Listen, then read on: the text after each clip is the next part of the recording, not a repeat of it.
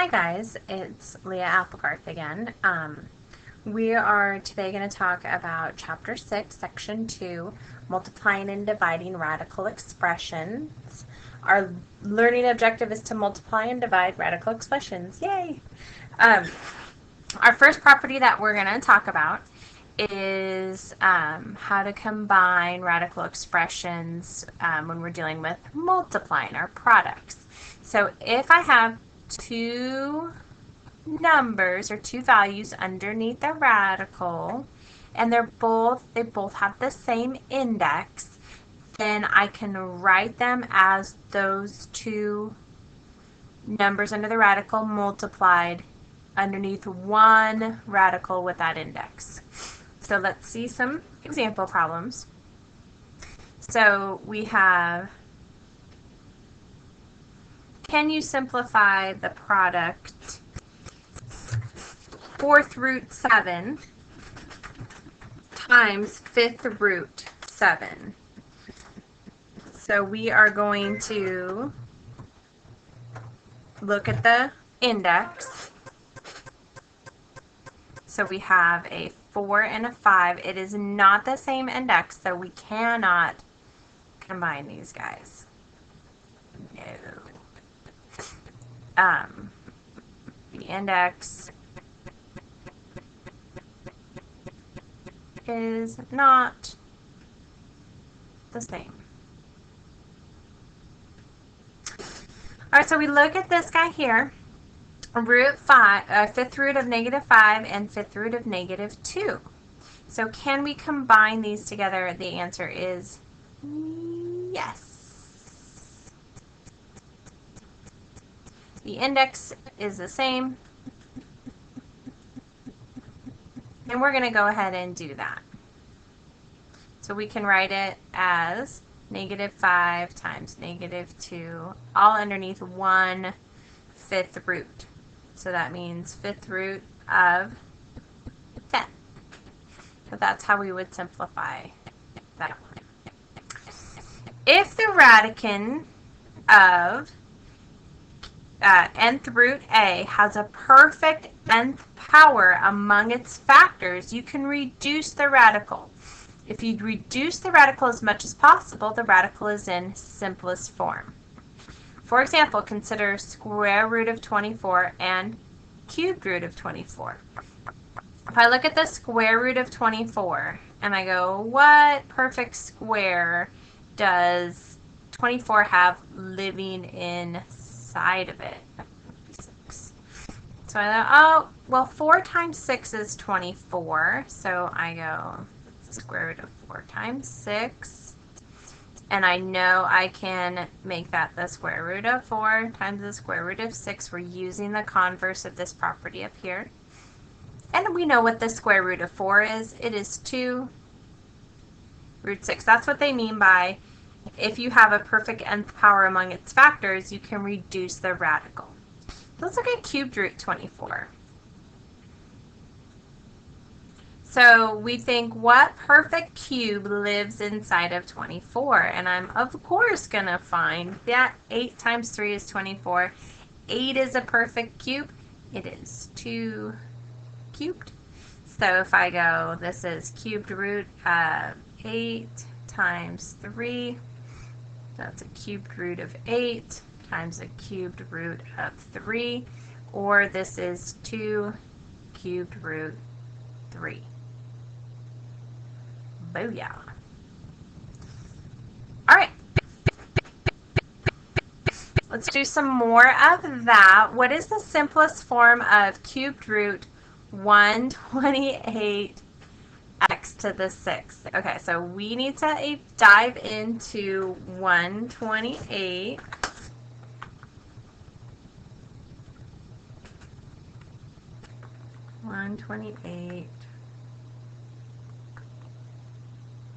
Ooh.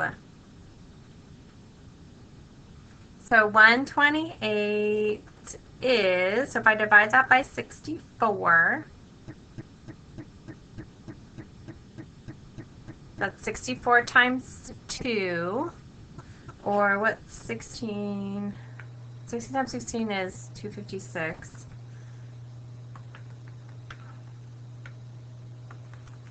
4 times 4 times 4 is 64.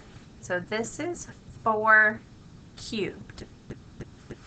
So I can rewrite 128 as 4 cubed times 2, and then I got my x to the 7th power. I really want this in threes, so I'm going to rewrite x to the 6th as, or x to the 7th as x to the 6th power, x to the 1 power, because right, x to the 6 times x to the 1 is x to the 7th. And then I can say x to the 6th, well, that is just 2x cubed. Right, let me reverse that, because I'm looking for cubes. So this is 3x squared. So I'm going to write this as x squared cubed. Okay, so poor 2. He has got to stay here. He is stuck in the radical because he doesn't have a cubed root. But I'm going to apply the cubed root to my 4 cubed and to my x squared cubed. Oh, and I got to forget this x value. He goes in here. They're all underneath this radical. Boom. Okay, so I'm going to go ahead and pull out the 4, pull out the x squared. What's left in here is a 2 and an x. Woohoo! Alright, so let's look at, we got some more products going on here. We're going to take the square root of 45x to the 5th y to the 3rd times square root of 35x y to the 4th. So I'm going to go ahead and multiply all these underneath one radical, all underneath one square root. So I'm going to combine together my numbers. So I'm going to go 45 times 35 and get 1575. And then x to the 5th times x to the 1 is x to the 6th. And y to the 3rd times y to the 4th is y to the 7th. So I got 1575. I think 25 goes into 1575. And that's 63. I think there's a perfect square living inside of 63 as well. There's a 9 in there. It's 9 times 7. So I'm going to rewrite 1575 as 25 times 9 times 7. And here my index is 2. With square roots, we don't write the 2. But so I'm going to look at how can I divvy up my 6 x's into 2 groups. And you go, oh, that's x to the 3rd power squared. And then poor y, he gets to be y to the 6th times y to the 1. I want my y in terms of an even number so that I can get it into 2 even groups. So then we simplify that down even more. So we got 25 times 9 times 7 times x to the 3rd squared times y to the 3rd squared times y.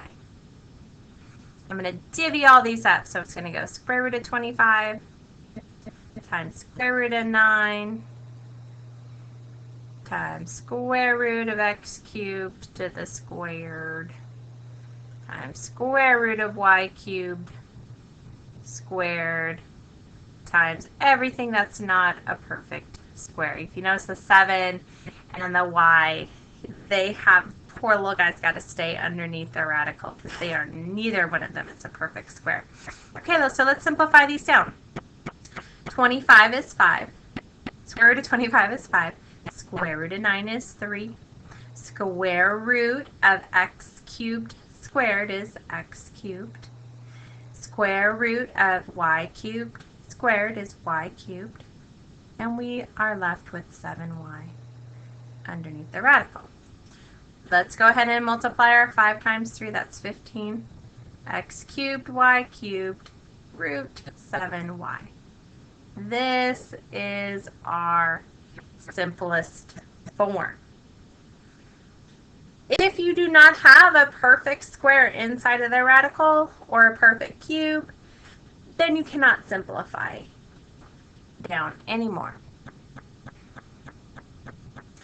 All right, let's look at the second part of our learning objective, combining radical expressions using quotients, or this is also called division. So once again, if I have a radical, so if our index is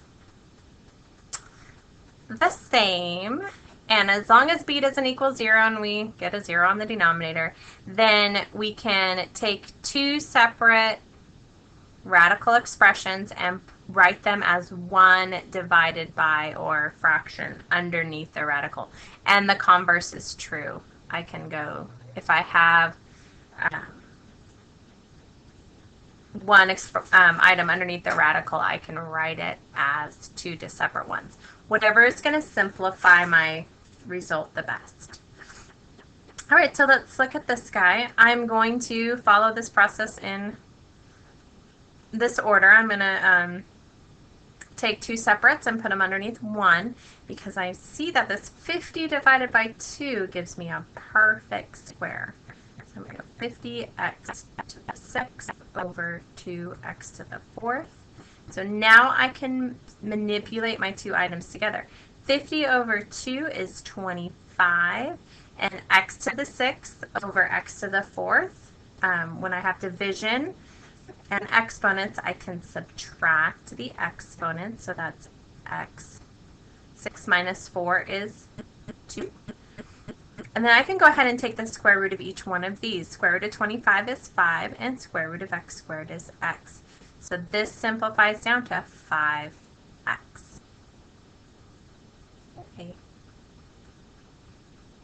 Okay, last little piece of business here before we end our section. We are going to talk about rationalizing the denominator. Thankfully, just because it's more math fun, we get to rationalize denominators. The reasoning for this is antiquated, but we do it anyway. So I would be a bad teacher if we didn't talk about it. We want to rewrite the expression so that there are no radicals in the denominator and no denominator in any radical. So we want to make sure our bottom value, so for like this guy here, 1 over root 2, we want to get rid of the root 2 in the denominator. To do that, we are going to multiply by what radical is on the denominator.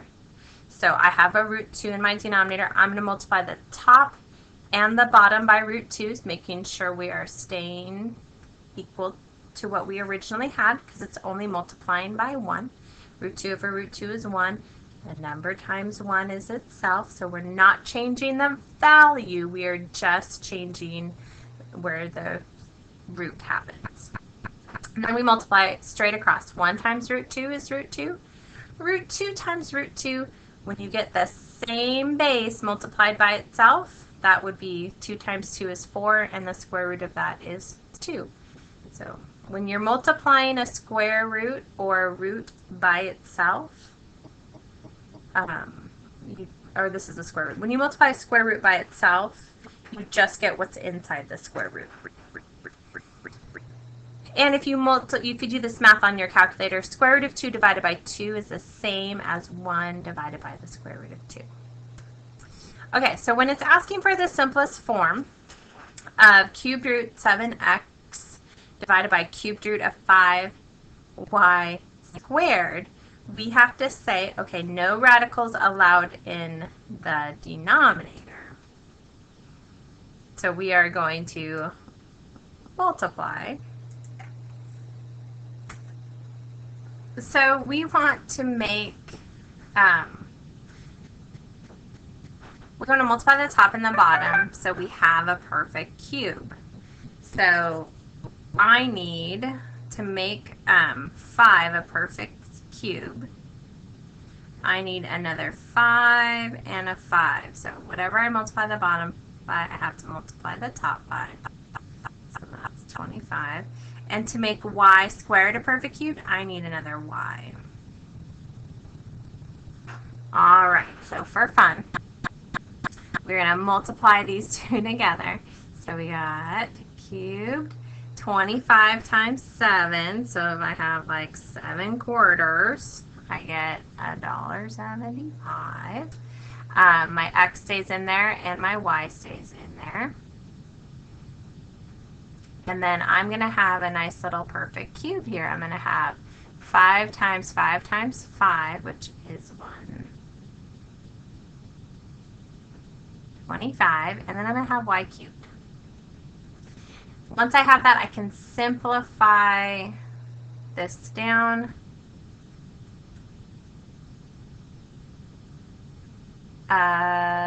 This is 5y. And then I have to look, is there a perfect square in 175? So, no. Okay, so the simplest form is cubed root 175xy divided by 5y. No radicals in the denominator.